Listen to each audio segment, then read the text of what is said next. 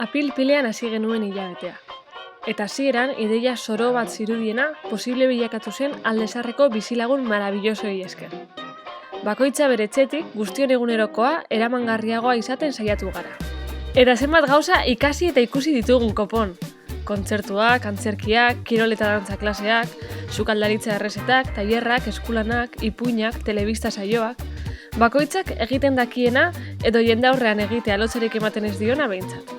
Básicamente, programación creada por y para el barrio. ¿Y cuánta gente se habrá descargado la maldita aplicación de Instagram para poder hacer o ver las actividades? Orain, hilabetea amaitu den honetan, badirudi pizkanaka etxea utzi eta kalera ateratzen hasiko garela. Beraz, Zaharrean Berri telebistari ere agur esango diogu. Etxetik auzoa egin dugun bezalaxe, hemendik aurrera kalean auzoa egitea dagokigu. Elkar zaindu zaitezte eta laster arte.